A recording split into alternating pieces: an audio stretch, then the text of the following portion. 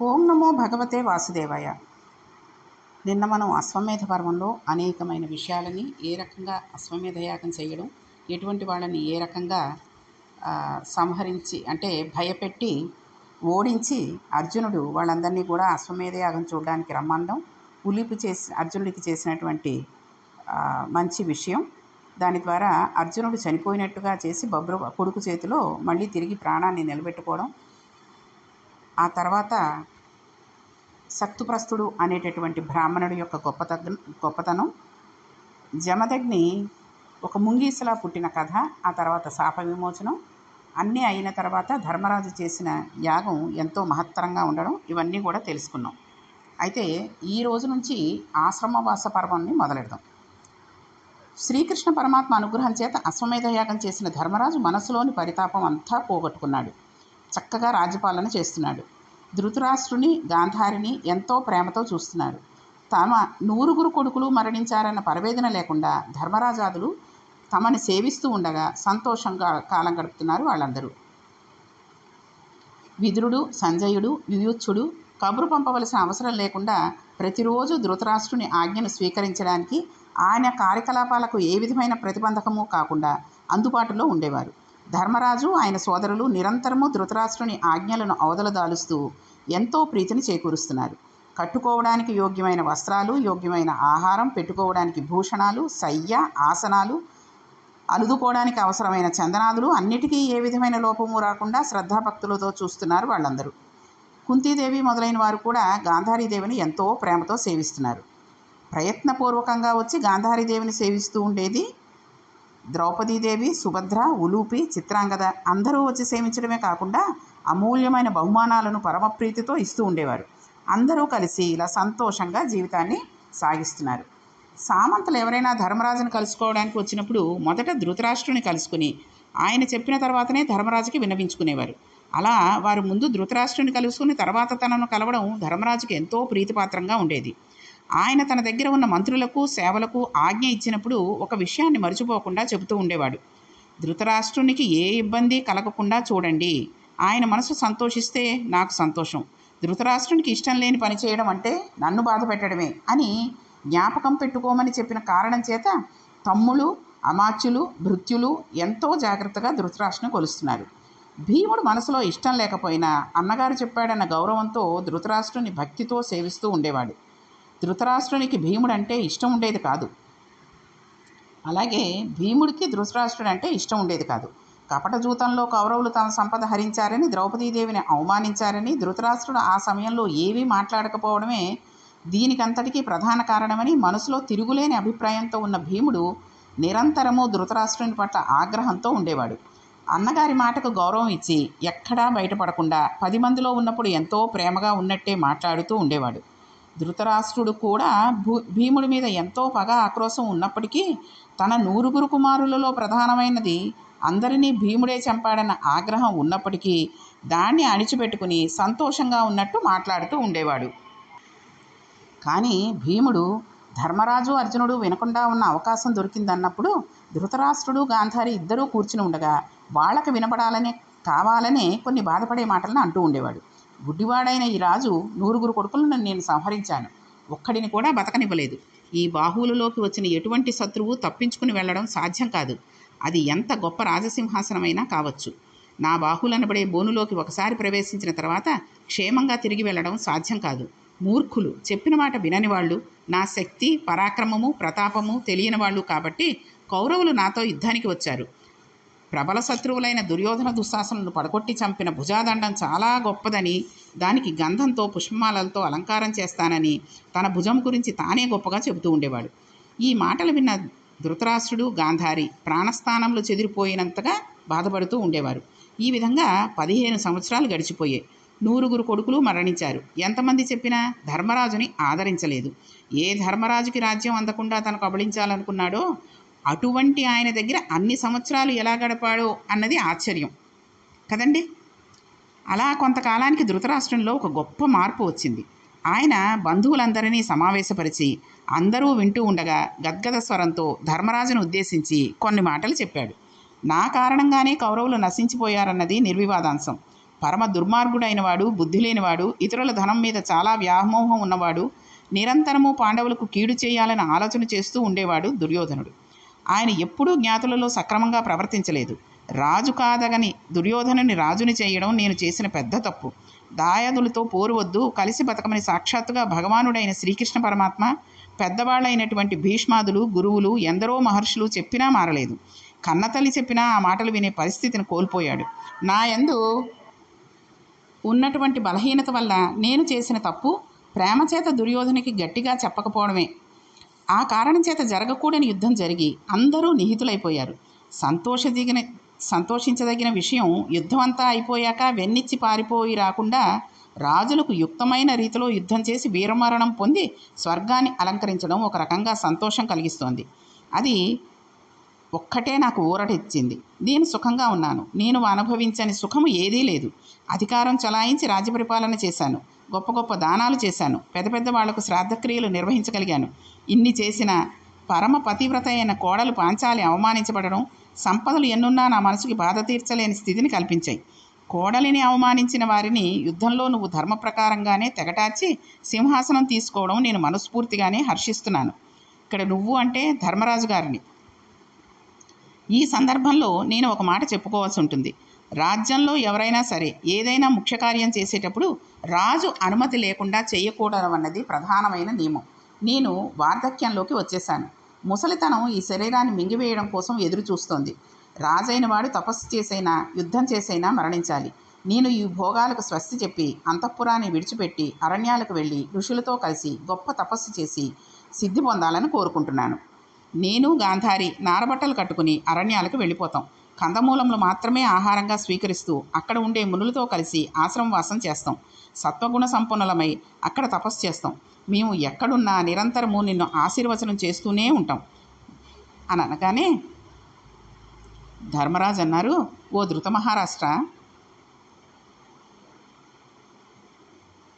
ధృతరాష్ట్ర మహారాజా, నువ్వు ఇంత బాధపడి అరణ్యాలకు వెళ్ళిపోతే నాకు ఈ రాజ్యం పరిపాలించాలని అనిపిస్తుందా? నువ్వు లేనినాడు నాకు ఈ రాజ్యం ఎందుకు? నాకు రాజ్యం కన్నా నువ్వే ఎక్కువ. నువ్వు లేకుండా రాజ్య పరిపాలన నాకు సుఖహేతువు కాదు. ఇంతకాలం నుంచి ఇంత దుఃఖాన్ని నీ మనసులో దాచుకున్నావా? నీ వారందరూ మరణించారు. ఈ అంతఃపురంలో ఉండడం ఇష్టం లేకపోయినా నా కోసం, నా మాట కోసం ఉన్నావా? మనసులో బాధ పెట్టుకుని ఇక్కడే ఉంటూ పైకి కపటంగా, స్నేహంగా, సంతోషంగా ఉన్నట్టుగా కనబడుతున్నావా? ఎంత శోకాన్ని నీ గుండెల్లో దాచుకున్నావు? యథార్థానికి నువ్వు దుఃఖసాగరంలో ఉండి సుఖంగా ఉన్నట్టు మమ్మల్ని అందరినీ నమ్మించావు. ఇది విన్న తర్వాత చాలా బాధగా ఉంది. నేను సుఖంగా ఎలా ఉండగలను చెప్పు అన్నాడు ధర్మరాజు. అంటే ధృతరాష్ట్రుల వారు నిజమే చెబుతున్నారనే నమ్ముతున్నాడు కదండి. ఇంతకాలం ఎంత దుష్ట స్వభావాన్ని కలిగి వీళ్ళందరినీ బాధ పెట్టినా ఇప్పుడు అరణ్యాలకు వెళ్ళిపోయి తపస్సు చేసుకుంటాను అంటే ధర్మరాజు గారు బాధపడుతున్నాడు.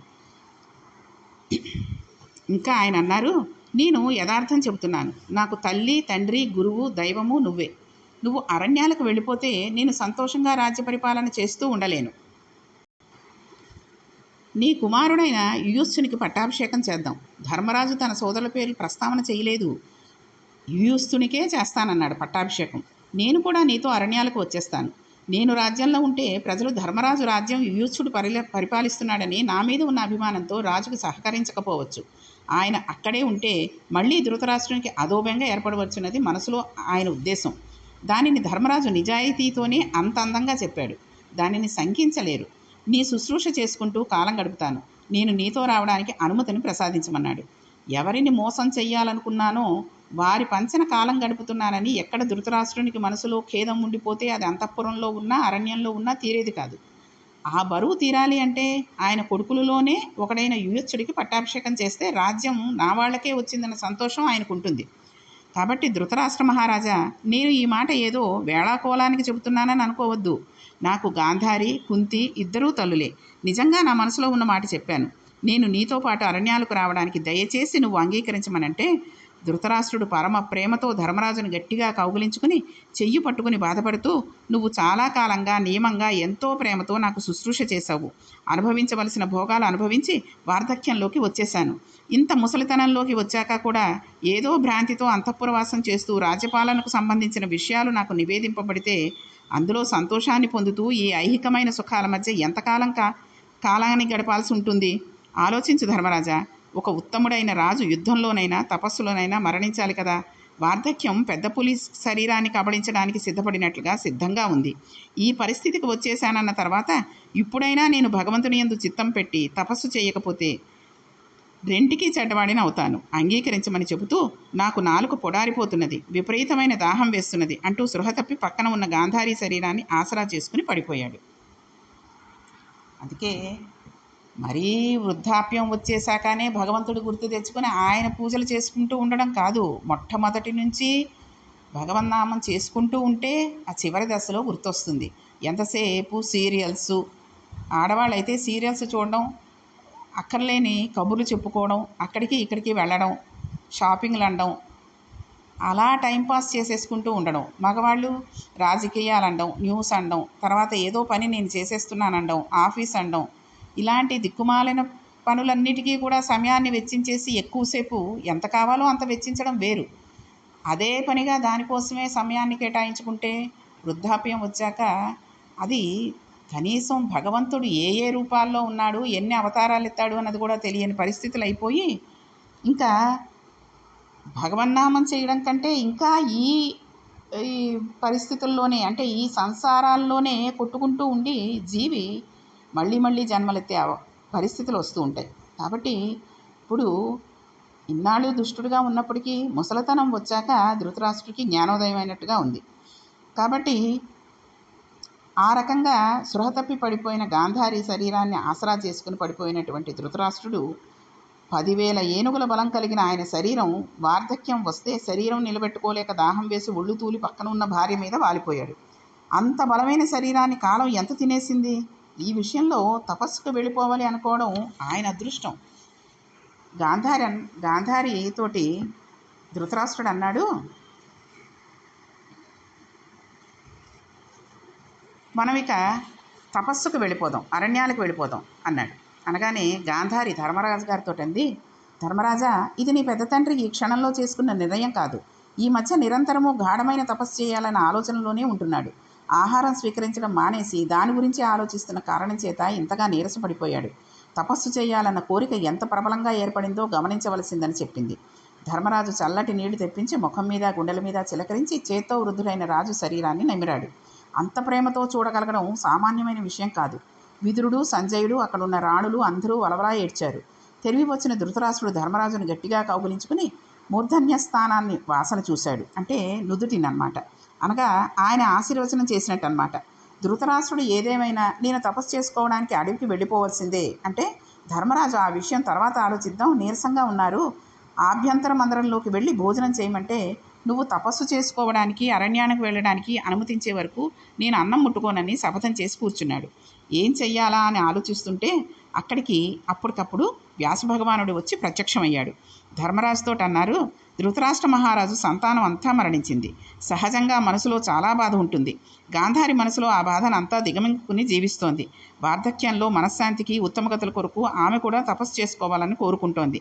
ఈ సమయంలో అదే వారికి పరిష్కారం. నువ్వు అడ్డు చెప్పడం మంచిది కాదు. వీరిని అడవులకు పోనివ్వడమే మంచిది. ఇంతకు పూర్వం రాజులందరూ ఏ ఉత్తమమైన మార్గాలలో ప్రయాణం చేసి వృద్ధాప్యం వచ్చినప్పుడు వానప్రస్థానం స్వీకరించి అడవులకు వెళ్ళి తపస్సు చేసి శరీర పతనాంతరం ఉత్తమగతులను పొందారో అలా వీరు కూడా ఉత్తమగతులకు వెళ్ళడానికి వీలుగా గతులను పొందడానికి మార్గం సుగమం చెయ్యాలి. మనసులో ఏ చింత పెట్టుకోకుండా వీరిని అరణ్యాలకు వెళ్ళి తపస్సు చేసుకోవడానికి అనుమతించమని చెప్పాడు. రాజుకి యుద్ధంలో చనిపోవడమో, నిశ్చలమైన ధ్యానమునందు చనిపోవడమో రెండే ప్రత్యామ్నాయాలు ఉంటాయి. ధృతరాష్ట్రునికి యుద్ధం చేసి మరణించడం అన్న మార్గం లేదు. ఆయన ధ్యానమునందు శరీరాన్ని విడిచిపెట్టడం ఉత్తమ మార్గం. దానికి కావలసిన అవకాశం నువ్వు కల్పించడం నీ కర్తవ్యమని వ్యాసుడు నిర్దేశిస్తే మనస్సులో బాధగా ఉన్నప్పటికీ ధర్మరాజు అంగీకరించాడు. సంతోషంగా ధృతరాష్ట్రుడు గాంధారితో కలిసి ఆభ్యంత మందిరంలోకి వెళ్ళి భోజనం చేశాడు. ఏకాంత స్థలంలోకి ధర్మరాజును పిలిచి రాజ్య పరిపాలన చేసేటప్పుడు పాటించవలసిన నియమాలని, అందులో ఉండే మెళుకువలు, రాజు ఎంత జాగ్రత్తగా దీర్ఘదర్శి అయి ఉండాలో, అనుభవంలో తను నేర్చుకున్న విషయాలన్నిటినీ కీర్తిమంతుడు కావాలన్న ఉద్దేశంతో నిష్కపటంగా బోధన చేశాడు. పౌరుల అనుమతిని తీసుకున్నాడు. పౌరులు ఆయన పూర్వీకులు చేసిన సేవలను ప్రస్తుతించి ధృతరాష్ట్ర మహారాజుకి అది అవసరమైన విషయం కనుక తపస్సు చేసుకోవడానికి అనుమతించారు. అందుకే వృద్ధాప్యం అనేది శాపమైనా అయి ఉండొచ్చు, లేదా వరమైనా అయి ఉండొచ్చు. అది ఎంతటి దారుణంగా ఉంటుంది అనేది ఈ మధ్యనే మా ఇంట్లో ఒక పెద్ద ఆవిడే అద్దెకుండేవారు. 13 సంవత్సరాలు ఉన్నారు. ఆవిడికి 3 ఆడపిల్లలు, ఒక మగ పిల్లవాడు. ఆవిడ చేత చేయించుకోవాల్సిన సేవంతా చేయించేసుకున్నారు. భర్త లేడు పాపం. చేయించేసుకుని ఆవిడ ఏదో పిల్లలకి ఇలా చెప్పించాలి, అలా నేర్పించాలి, నాకంటే బాగుండాలి అని మిషన్ తొక్కుకుంటూ అక్కడ ఇక్కడ ఏవో చిన్న చిన్న వస్తువులకి చిన్న చిన్న పనులేవో చేసుకుంటూ పెంచి పెద్ద చేసింది. కొడుకు పెద్ద ఉద్యోగం, ఇప్పుడు రిటైర్ అయిపోయాడు. రిటైర్ అయిపోతే వచ్చే పెన్షనే 1,50,000. కూతుళ్ళకి మంచి మంచి పెళ్ళిళ్ళు చేసింది. వాళ్ళ పిల్లలు వాళ్ళ మనవలతోటి వాళ్ళందరూ ఆనందంగా ఉన్నారు. చాలా గొప్ప స్థితిలో ఉన్నారు వాళ్ళందరూ. ఈవిడికి ఒంట్లో బాగుండకపోయినా ఈవిడ ఒక్కతే గదులు తీసుకుని 2 గదులు తీసుకుని అద్దెకుంటూ ఉంటుంది. ఆవిడకి ఏదైనా ఒంట్లో బాగుండకపోయినా ఏదైనా నలతగా ఉన్నా డాక్టర్ని పిలిచి తీసుకొచ్చి ఆ ఇంటి ఓనర్లే చేయాల్సి వచ్చే పరిస్థితిలో ఉండేది, కానీ పిల్లలు వచ్చి చూసేవారు కాదు. అలా అని ఎప్పుడైనా ఆవిడ ఏదైనా అవసరమయ్యి ఆ పిల్లలకి మనవలు పుడితేనో వాళ్ళకి స్నానాలు చేయించడానికో దగ్గరుండి తీసుకెళ్ళి మళ్ళీ వచ్చేటప్పుడు తీసుకొచ్చి దింపేస్తూ ఉండేవారు అవసరాలు తీరాక.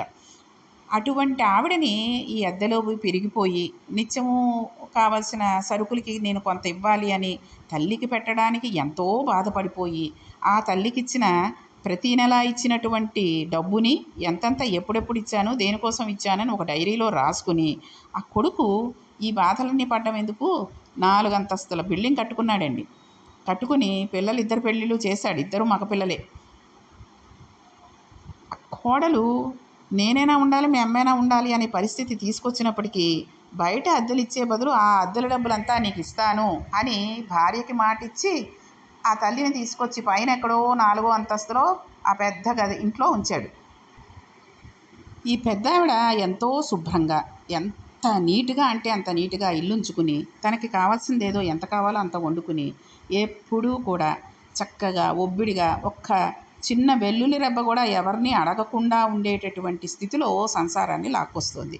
అటువంటి స్థితిలో ఆ పైన ఉన్న గదులన్నీ శుభ్రంగా రోజు తుడవడం, తడిగుడ్లు వేయడం ఈవిడ చేస్తుంది, ఇల్లంతా శుభ్రంగా ఉంటుందని ఒక దురాలోచనతోటే తల్లిని తీసుకెళ్ళి అక్కడ పెట్టాడు. నెలకోసారి వెళ్ళడం, ఏం కావాలో చెప్పమండం, 1వ తారీఖున ఆ సరుకులేవో తీసుకొచ్చి ఇవ్వడం, ఆవిడని ఒంటరిని చేసేసాడు. అలా ఒంటరిగా ఉంటున్న ఆవిడ ఎప్పటి నుంచో ఉంటున్న స్నేహితులకి నాలాంటి వాళ్ళకి ఫోన్లు చేస్తూ ఉండడం, అప్పుడప్పుడు మాట్లాడడం ఏదో చేస్తూ ఉండేది. అలాంటి ఆవిడికి ఆ వయసు 90కి వచ్చేసాయి. అటువంటి ఆవిడ ఒకరోజు ఉన్నట్టుండి రాత్రి ఏదో అన్నం తింటూ వంటింట్లోకి వెళ్ళి ఏదో తెచ్చుకుందాం అనుకునే పరిస్థితుల్లో ఆవిడికి కరెంటు పోయి గడప అడ్డుందని తెలియక తగిలి పడిపోయిన మనిషికి అప్పటి నుంచి కొద్దిగా నరాలు సహకరించకపోవడం, వృద్ధాప్యం వల్ల ఆవిడ తిరిగి అదొక రకం షాకులోకి వెళ్ళిపోవడం, తిరిగి లేవలేని పరిస్థితి రావడం జరిగింది. అటువంటి ఆవిడనండి ఇలాంటి పరిస్థితుల్లో హాస్పిటల్లో చేర్పించాం, ఒకసారి రండి చూడడానికి, ఐసీయూలో ఉన్నాయని ఫోన్ మాత్రం చేశారు. ఎందుకంటే మీరు తల్లిలాగా చూశారు ఆవిడ్ని, కాబట్టి ఒకసారి చూడండి, మీరు వస్తే ఆవిడ మాట్లాడతారేమో, ఎవరితోటి మాట్లాడట్లేదు ఆవిడ అంటే వెళ్ళి చూసొస్తే అక్కడ ఐసీయూలో ఉన్నారు, చూడడానికి లేదని నర్సులు పంపించేశారు. ఆ తర్వాత ఇంటికి తీసుకొచ్చాక నేను ఇంకొక స్నేహితురాలు కలిసి వెళ్ళామండి. వెళితే ఆవిడ్ని బయట పడుకోబెట్టేసి ఒక మంచం మీద ఒక చాప దుప్పటి వేసి చుట్టూరాను ఈ చెట్లకు వేసే ఆకుపచ్చటి మెష్ లాంటివి ఉంటాయి, ఆ మెష్ను ఒక డేరా కింద వేసేసి ఓ ఫ్యాన్ ఎక్కడో ఆకాశంలో ఉండేది వేసి పడుకోబెట్టేశాడు ఆ కొడుకు. వచ్చిన వాళ్ళకి స్నానం చేయించడానికి, శుభ్రం చేయడానికి ఇక్కడ బాగుంటుందండి, ఇంట్లోంచి ఇక్కడి వరకు తీసుకురావడానికి అవ్వట్లేదు, 4 రోజులకు ఒకసారి స్నానం చేయిస్తున్నాం అంటే ఈ 3 రోజులు మిగిలిన 3 రోజులు ఇంట్లో ఉంచుకోవచ్చు కదా, అది లేదు. ఎప్పుడు వెళ్ళిపోతుందా అన్నట్టుగా వాళ్ళు చూస్తున్న ఆ పరిస్థితికి గుండెలు ఎంత క్షోభించాయో చెప్పలేమన్నమాట. ఎందుకంటే ఆవిడ ఎంతో దర్జాగా ఉండేటటువంటి, తెల్లగా చక్కగా ఉండేది, శుభ్రంగా ఉండేది మనిషి, ఏ పనైనా తనే చేసుకునేది, ఒకళ్ళ మీద ఆధారపడేది కాదు. అటువంటి పరిస్థితుల్లో ఉన్న మనిషి నల్లగా పిట్టరూపు వచ్చేసి ఒక బొచ్చు తీసేసిన కోడి ఎలా వేలాడిపోతూ ఉంటుందో అలా ఉండి ఏం జరుగుతోందో తెలియక, ఏం తింటోందో తెలియక అలా మలమూత్రాల్లో కొట్టుకుంటోంది. ఇంతమందిని పెంచి పెద్ద చేసి వాళ్ళ పెళ్ళిళ్ళు చేసి భర్త లేకపోయినా ఒంటి తేటి మీద తీసుకొచ్చిన ఆవిడ ఆఖరి దశలో అలా అయిపోయింది అంటే ఆవిడ చేసిన పుణ్యమంతా కూడా ఏమైపోయింది అని ఆలోచన వస్తుంది కదండి. కానీ అది పూర్వజన్మలలో చేసుకున్న పాపం అయి ఉండొచ్చు, తెలిసి తెలియక చేసిన పాపం అయి ఉండొచ్చు. ఆవిడ ఆ రకంగా బాధపడుతుంది. కాబట్టి ఎంత కొడుకులు ఉన్నా, కూతుళ్ళు ఉన్నా, గొప్ప స్థితిలో ఉన్నా వృద్ధాప్యం అనేది మనకి ఎలా ఉంటుంది అనేది మన చేతులలో లేని పని. కాబట్టి ధృతరాష్ట్ర మహారాజుకి ఇన్ని రోజులు ఎంత దుర్మార్గంగా ఉన్నప్పటికీ వృద్ధాప్యం వచ్చింది. కాబట్టి అతను మరణించవలసిన సమయం కూడా ఆసన్నమవుతోంది. కాబట్టి అడవులకు వెళ్ళి తపస్సు చేసుకోవడమే మంచిదని వ్యాస భగవానులు కూడా చెప్పిన తర్వాత తనకి ఇష్టం లేకపోయినప్పటికీ ధర్మరాజు గారు ఒప్పుకున్నారు. కాబట్టి ఆ రకంగా ఒప్పుకున్నటువంటి ధర్మరాజు గారు ధృతరాష్ట్రుల వారి కోరిక నెరవేర్చడానికి ఒప్పుకున్నాక ఆయన ఎలా వెళ్ళాడు, ఎక్కడికి వెళ్ళాడు, కూడా ఎవరెవరు వెళ్ళారు అనే విషయాలన్నింటినీ కూడా మనం రేపటి పారాయణంలో తెలుసుకుందాం. కాబట్టి వృద్ధాప్యంలో ఉన్న తల్లిదండ్రులు మాత్రం ఎట్టి పరిస్థితుల్లో విదిలేయకండి అన్నది ఇక్కడ నేను చెప్పాలనుకుంటున్నటువంటి ఒక సందేశం. ఎందుకంటే మనం చిన్నప్పుడు పసితనంలో మలమూత్రాల్లో కొట్టుకోకుండా ఎంత శుభ్రాలు చేసి ఎంత చేస్తే మనం ఇంతటి వాళ్ళం అయ్యామండి. వాళ్ళు సంతోషించేది ఏమీ లేదు. వాళ్ళకి ఏవో పట్టు చీరలు తీసుకొచ్చేసి, పట్టుబట్టలు కట్టబెట్టేసి, మణిమాణిక్యాలన్నీ తీసుకొచ్చి ఇచ్చేసి, పంచపక్ష పరమాణాలతోటి తిండి పెట్టక్కర్లే. కాస్త చారు అన్నం, కూర అన్నం పెట్టినా, అమ్మ తిన్నావా, మాత్ర వేసుకున్నావా, ఎలా ఉంది ఇవాళ, బాగానే ఉందా అని ఒక మాట కొడుకు కానీ కూతురు కానీ అడిగితే ఎంతో ఉప్పొంగిపోతారు వాళ్ళు, ఎంతో సంతోషపడిపోతారు. మనవలకి కూడా చెప్పాలి పిల్లలకి, తాతగారిని అమ్మమ్మని, తాతగారిని నానమ్మని పలకరించు, రోజు పొద్దున్నే స్కూల్కి వెళ్ళేటప్పుడు వెళ్ళొస్తానని చెప్పు, స్కూల్ నుంచి వచ్చాక అన్నం తిన్నారా లేదా అని అడుగు అని అంటే వాళ్ళు సంతోషించదగినది ఆ విషయాలేనండి. ఇంకేమక్కర్లే, వాడికి మాటే కావాలి. వాళ్ళు ఎన్ని పాపాలు చేసిన వాళ్ళైనా ఆ సమయంలో అటువంటి పరివర్తనను కలిగి ఉంటారు. కాబట్టి వృద్ధులను జాగ్రత్తగా చూసుకుంటూ ధృతరాష్ట్ర మహారాజు అరణ్యాలకి ఏ రకంగా వెళ్ళాడు అనే విషయాన్ని మనం రేపటి పారాయణంలో తెలుసుకుందాం. ఓం నమో భగవతే వాసుదేవాయ.